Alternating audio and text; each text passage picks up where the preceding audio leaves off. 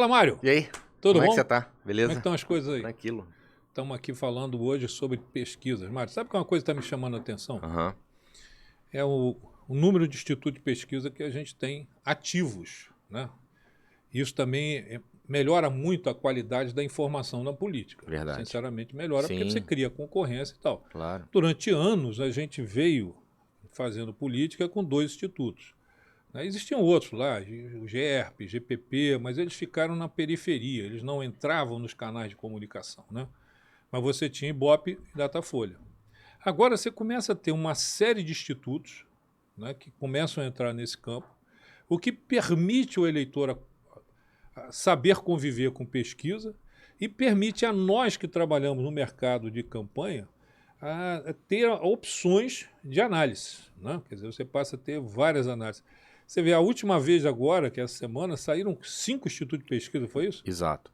5 pesquisas diferentes, com resultados alguns diferentes, alguns mais próximos, mas o que a gente tem que observar, né, hoje nas pesquisas que estão no mercado é fazer primeiro uma divisão, né? Existem as pesquisas telefônicas e as pesquisas presenciais. As pesquisas telefônicas, eu não creio muito, né? E a gente não. Eu acho que é uma pesquisa cuja assertividade é bem menor, porque você não sabe quem está do outro lado da linha, né? Você não sabe exatamente como ela é feita, você não sabe a metodologia. A presencial não. A presencial você bota as pessoas no campo de acordo com uma amostra que é feita por um estatístico responsável pela pesquisa, né? É ele que responde pelo resultado da pesquisa e pela construção da amostra da pesquisa. E nesse campo das pesquisas presenciais, Jacques, eu queria levantar a bola para você. Os entrevistadores do campo, eles se conhecem, eles se comunicam, eles se encontram nos institutos. E, pelo que me informaram, nessa semana que houve essas 5 pesquisas, não se viu os pesquisadores em comunidades, em favelas, em lugares mais carentes, em lugares, em cidades mais distantes. Choveu pra caramba na semana dessas pesquisas. Eu não sei exatamente como se construiu o resultado desses institutos, mas os resultados são bem distantes, por exemplo, da Prefab, né? A Prefab, do ponto de vista da eleição ao governo do estado do Rio de Janeiro, consegue enxergar claramente olhando pela série que começou em março, passou por uma pesquisa em março, outra em julho e agora em agosto, por um esvaziamento do eleitorado do Freixo. Os institutos não enxergam isso, os institutos enxergam o Freixo colado com Cláudio Castro, outros institutos enxergam uma diferença menor, outros uma diferença maior, mas sempre com Freixo com um número alto, um número 18, 20, 21, 17, e a Prefab não enxergou isso, a Prefab enxerga um esvaziamento do eleitorado do Freixo, né? E eu acho que a gente precisa observar isso com bastante seriedade, se numa próxima pesquisa houver enfim, se consolidar, se confirmar uma espécie de paralisação dos números do Freixo.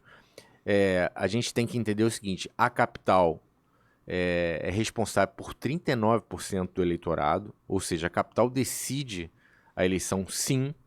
Então, quem for bem na capital, quem largar com diferença na capital sobre o outro adversário, ganha espaço, ganha fôlego na eleição. A Baixada Fluminense também é muito importante, São Gonçalo também é muito importante.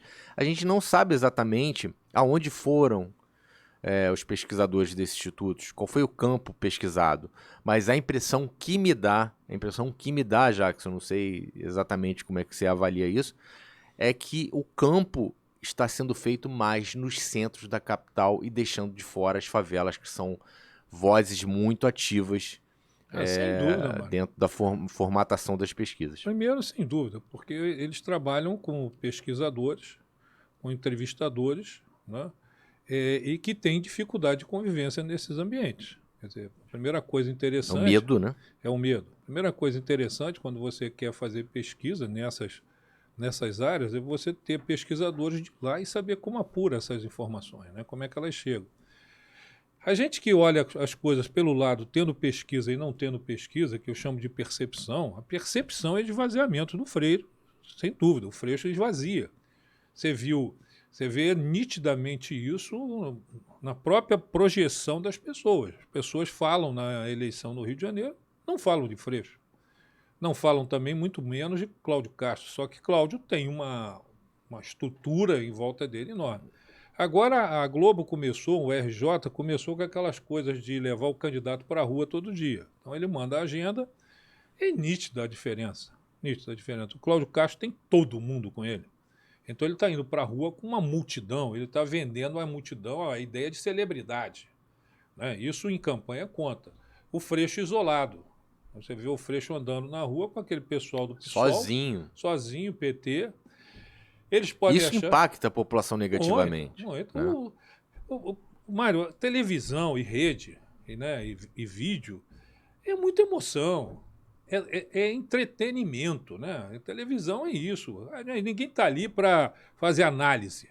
Quer dizer, pô, esse cara ganhou a eleição. Tamanho dele. Entendeu? Pô, esse cara está sozinho, não vai a lugar nenhum. Essa é a frase fatal. Então, claramente, Freixo foi mal no debate. Houve um debate até agora. Freixo foi muito mal. Foi de todos eles, foi o pior.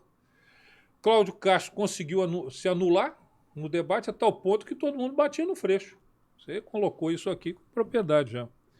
Então eu vejo isso. Segunda questão é, os institutos de pesquisa ainda não aprenderam a fazer pesquisa no ambiente que a gente está vivendo.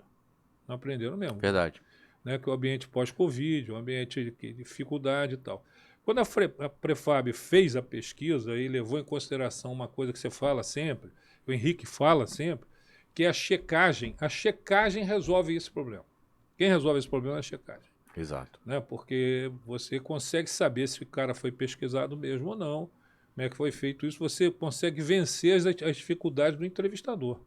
A Prefab foi o único instituto de pesquisa que colocou o Bolsonaro promovendo uma virada em cima do Lula no estado do Rio de Janeiro. Ninguém bancou isso, Até agora. Vamos esperar as próximas pesquisas para ver se em algum momento isso acontece, mas não tem outro cenário. Isso foi checado, rechecado 500 vezes. Então, assim, o Bolsonaro está na frente do Lula nesse momento no estado do Rio de Janeiro.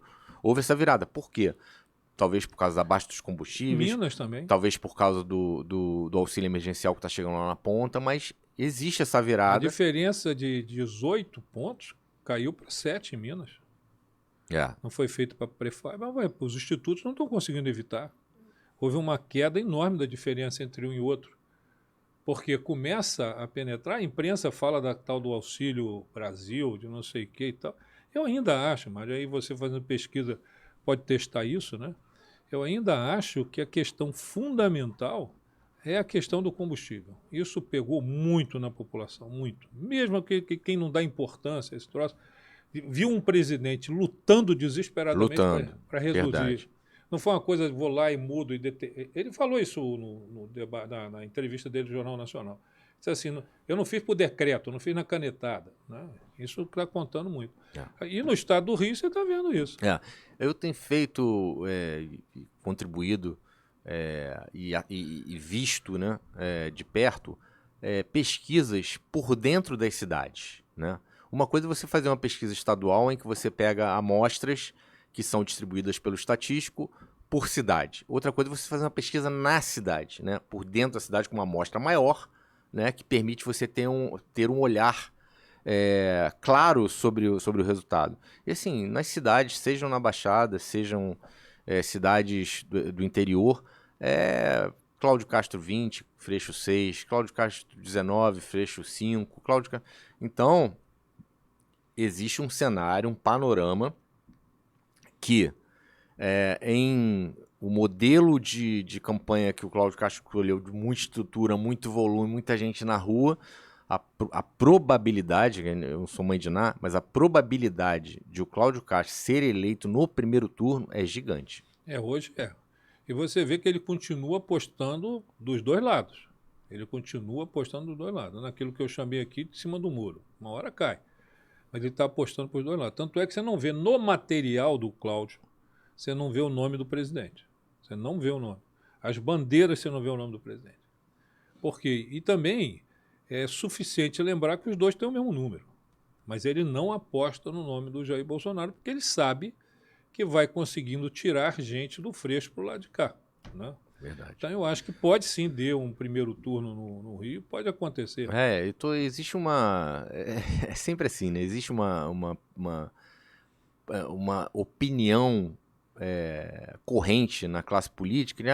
Se o Rodrigo Neves for para o segundo turno, aí a situação do Cláudio Castro vai se complicar, etc, etc.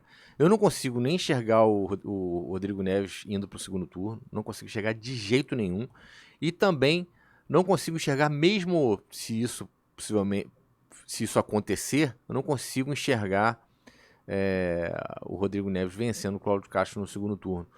Eu continuo com a mesma opinião. Eu acho que o Rodrigo Neves e o Freixo meio que se dividem na esquerda, e isso vai ajudar, vai parar o crescimento do Freixo, né? Os costumes, né? O estado do Rio de Janeiro é um estado conservador, com uma multidão de evangélicos que não vai votar no Freixo de jeito nenhum.